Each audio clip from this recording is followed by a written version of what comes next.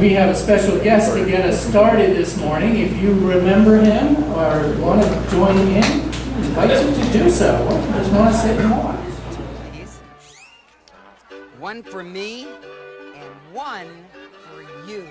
Royce, it's sweating time!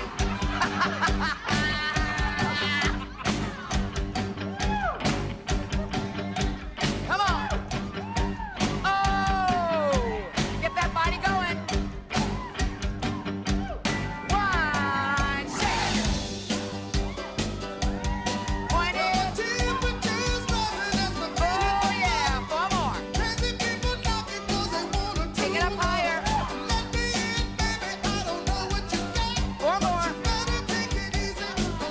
It's high time!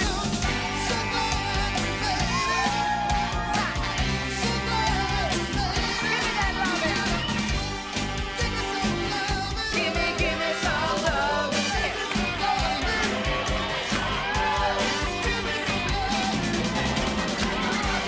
Oh yeah! Oh yeah! Give me those hands up! All the way! That's it! Couple more! You can't see it over here, but Sam's expression was just priceless. He's like, who the heck is that? What are they wearing? For those of you who are too young to remember, some Walkmans, Pac-Man, Commodore computers, and You've Got Mail. Talking about the 80s, that was Richard Simmons, the iconic fitness guru of the 80s. He, along with many others, especially Jane Fonda, were the first to make aerobics fun, to make it a thing. And also, they kind of helped usher in the 80s as a me decade, when everybody was kind of focused on exercising and hair and being popular and all that. Now, I was only 2 years old in the 80s, so... What?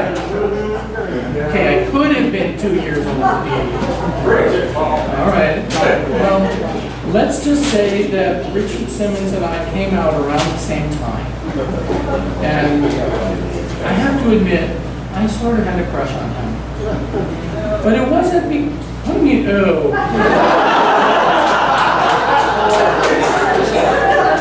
Work with me. It wasn't because he was fabulously good looking, and this wasn't really my type. But those legs, that's it. I don't care if what your sexual orientation is or what your gender identity. I think we can all agree on one thing. Richard Simmons has nice legs, right? That's true. Like Tina Turner has nice legs. They both. But that's not why I liked him either. Most of his people don't know his story. But he wasn't always a health and fitness fanatic. He wasn't always as outgoing and as fun as he was. In fact, he struggled with his weight for many years.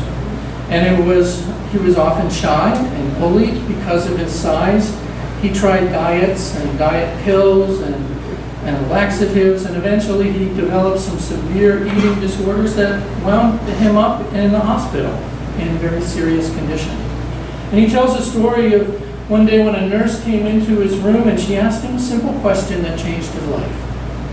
She asked him, do you want to live or do you want to die?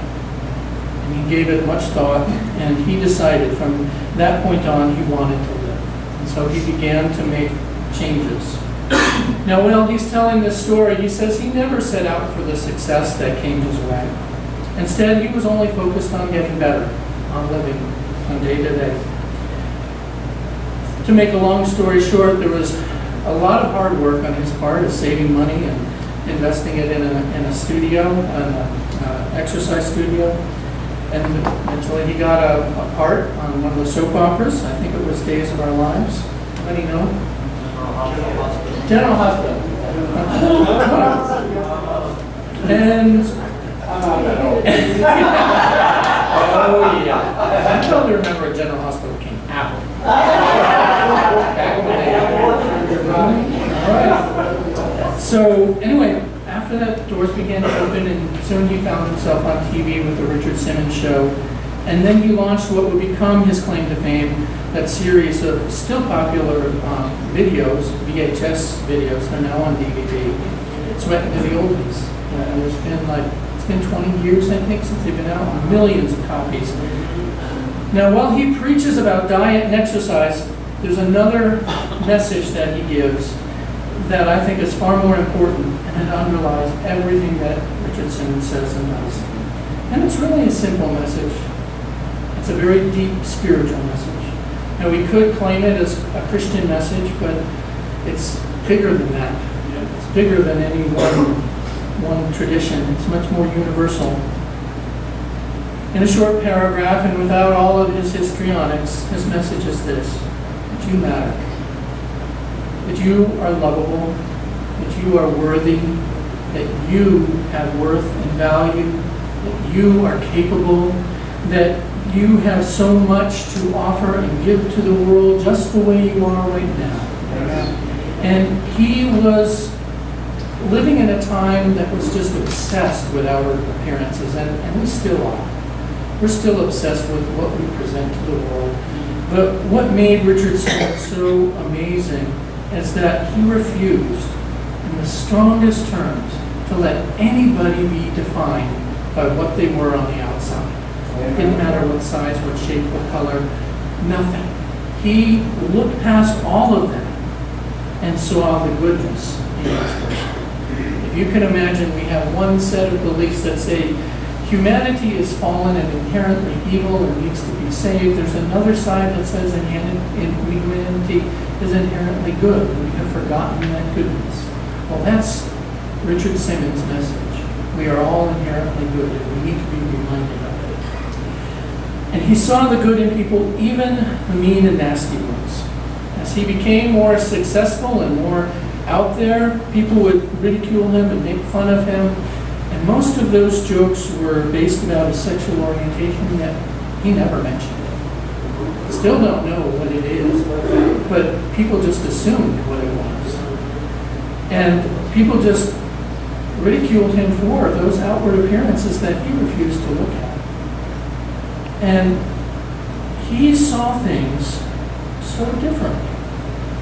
He was the kind of man that was able to be emotional, and in a world where men aren't supposed to do that, he was branded and labeled effeminate and different and ridiculed for it. He was a man who cares, a man who loves, a man who wasn't afraid and isn't afraid to be open and vulnerable. And so he stood out. And so also so many people, because they were challenged by him, ridiculed him. So the real reason that I really liked him and had a crush on him is because whenever I watched his show, he was talking to me. He was talking directly to me. Because I was in that place where I didn't see my own worth and value. I didn't see that inherent goodness. I was in that process of coming to conclusions about who I was and how I lived and how I loved and how that fit in with the rest of the world. And for me at that time, it wasn't fitting. And so the messages that I was getting and giving to myself was that I'm not good enough. And yet here this man across the miles and over the TV waves came directly to me and said, yes, you are. You are. And so that's what I really liked about him, what I still like about him. Okay, so what's Richard Simmons got to do with the book of Ephesians and our readings today? Well, actually a lot. Paul's letter to the church in Ephesus that we read from Ephesus was a crossroads. It was a place where many different trade routes came together. So it was a very vibrant, a very diverse city. Lots and lots of different people, many different backgrounds, cultures, ethnicities, religions, all mixed together, very much like New York, Los Angeles, or even our own Albuquerque today. It was a melting pot. And so there was this church that was there, and you can imagine a church with all those different viewpoints and also at the same time coming to terms with this new belief system called the Way. And so they were bound to have strife, and they did. And Paul is writing one of his packed letters to that church. And this passage today is about unity, helping those people from different places, different ways of thinking to come together and see themselves as one. But in order to do that, we have to look past those differences. We have to see that which unites us rather than that which separates us. And in this case, what Paul is basing that unity on is the love of God for all people expressed through the person of Jesus Christ. That God loves everybody, and the love of Jesus is for everyone. And in this passage, he lays out the basis for a Christ-centered community. Basis for what we call the church. The church uses this passage and others to define the many different roles that we have. And what he's saying is that everybody has something to give. Everyone can help equip the saints for the work of ministry, for building up the body of Christ, until all of us come to the unity of the faith and of the knowledge of the Son of God, to maturity, to the measure of the full stature of Christ. In other words, we get these gifts and we have these roles in order for one thing to happen: build up the body to the full maturity. The full maturity of our faith, the full maturity of the measure of the stature of Christ. So Paul gives this short list. And in my humble opinion, from this short list, in this passage, the church has made much ado about nothing. I mean, he lists 5 roles: apostle, prophet, evangelist, pastor, and teacher. And so now we think there's only 5 roles of people in the church, and you've got to fit into one of those things, or else, well, sorry, we don't know who you are. And so we have to use the gifts, and we have to use this in order to try to find places for people. And I think that the problem that's come out of this is that the church has thought of these 5 roles as being the main roles of what it means to be called. The big C word. Word we're all afraid, oh, I'm not called. That's something that Paul is are up to, or that's something that Pastor Judy's called, or that's what the Pope is. Those big people up there, they're all called. I'm not. And we get so afraid of it. Now there is something to be said about having categories, about having examples of gifts, to make it more complicated than it needs to be. And humans like to do that. We like to take simple things and make them more complicated. I can say that for sure, because I went and renewed my driver's license yesterday. A process that is way more complicated than it needs to be. We're good at that. So the end result is that we think that finding our calling or using our gifts is some big, magical, powerful experience. That there's got to be some big explosion and angels singing and heavenly lights glowing and called, go, serve, do this. So many of my hospice patients, they're given a timeline, and they're given an egg timer basically that says you're going to pass away in probably 6 months. And 6 months comes along and they're like, oh, hasn't happened yet. Why am I here? Why am I here? What's my purpose? I'm sick. I'm in bed. I'm dying. I have no more worth and value. I want to be done. I want to be gone. They don't have a clue, and so they turn to me. Why am I still here? I don't have a clue either. I don't know why I'm here. So I give them that question back. Any thoughts? 9 times out of 10, God must have me here for a reason.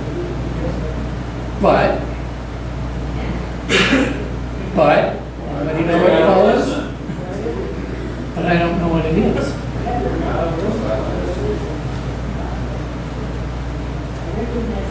You recognize that word, but. God must have me here for a reason, but I don't know what it is.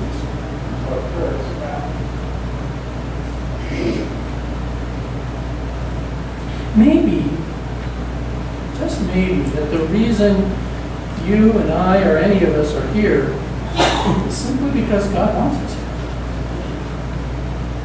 Maybe there is no major purpose that we are to achieve. Maybe the purpose is to be the best us. Yes. Be the best you. Maybe at the beginning of creation or last month or last year or whenever, God looked around to see what was missing and you came to mind. What the world needs now is a you. Not because it doesn't have enough of you, but because it doesn't have any of you. Maybe we're not a pawn on God's chessboard waiting to be put into some strategic place. Maybe we're the player. And God is sitting next to us watching what we're going to do next. Wondering, what's he going to do? Tools he's got. What's she going to do? What's going to be her next move? Where's she going to go from here? Maybe we're not the tool in God's workshed, waiting to be put to work in gardening. But maybe we're the flower in God's vase on God's table. It's been already cultivated through tender loving care. Maybe we're the picture on God's fridge. Maybe we're the apple of God's eye. Maybe we are the delight, the result of the delight of God's loving intervention in this world. Maybe we're here to just be us. And if we can be the best us, be the best, kindest version of all we are, then I think that's pretty much it. So why are we here? We're here to be us. Even if you're dying, be the best you. Anything that God wants of you, if there is anything that God wants of you, it's going to come from who you are as a person. Your calling, your vocation, is going to come right from who you are, what you love to do, the things you enjoy, and the challenge is finding out how to give that away and share it with the world. What Jesus did is the bread of life. I'd like to have Richard share just one more thought with us, and this is just about a minute long. It's brief.